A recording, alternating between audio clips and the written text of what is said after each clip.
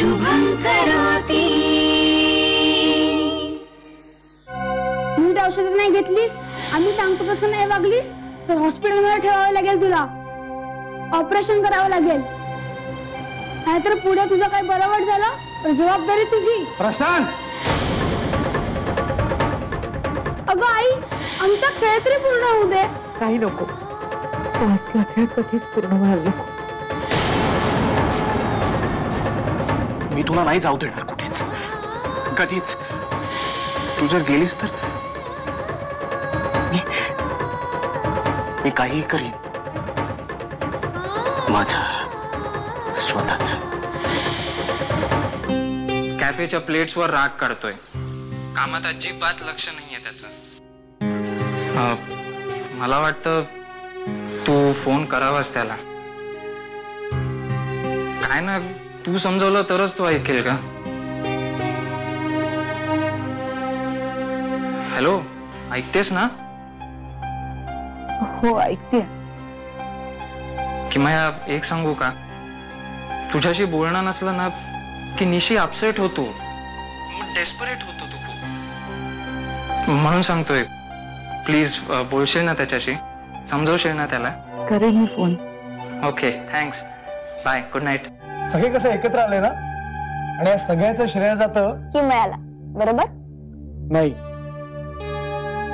माझ्या प्राचीला। मला आता तुला माहित नाही असं दाखवू नकोस प्राची, प्लीज। तुम्ही मला सगळं सांगितलंय। काय सांगितलंय की मयाने? बाबा आणि काका अलका आत्याकडे गेले असताना तू तिला फोन केलास।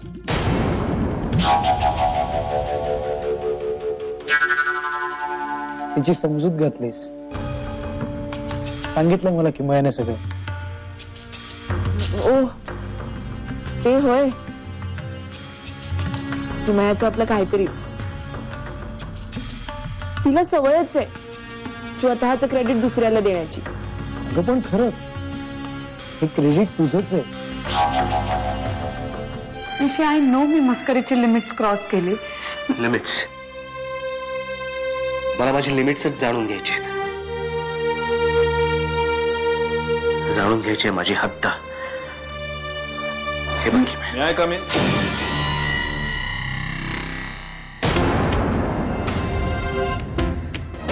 तू माणसं बघून किंवा सिच्युएशन प्रमाणे मुखवटे चढवतोस,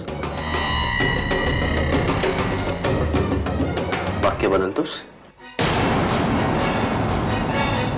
की सरड्याप्रमाणे थोड्या थोड्या वेळाने रंग बदलतोस?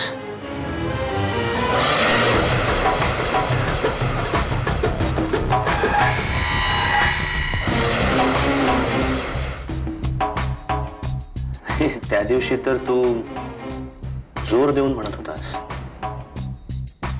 ही क्वीन मीच खेळणार, ही क्वीन मीच खेळणार। आणि आज एकदम संन्याशासारखा त्यागाची भाषा बोलायला लागलेस।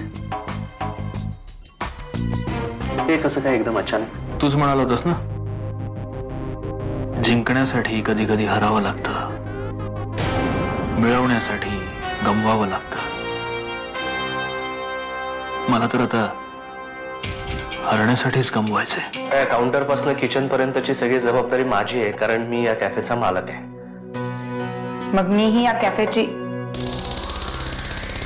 मलाही कळू दे ना, नेमकी कोण आहेस तू या कॅफेची? कस्टमर की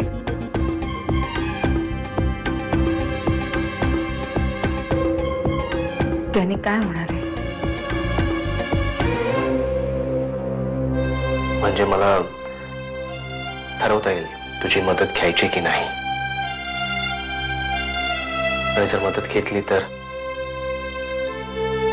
काय आणि कसा मोबदला द्यायचा? बोल ना किमया।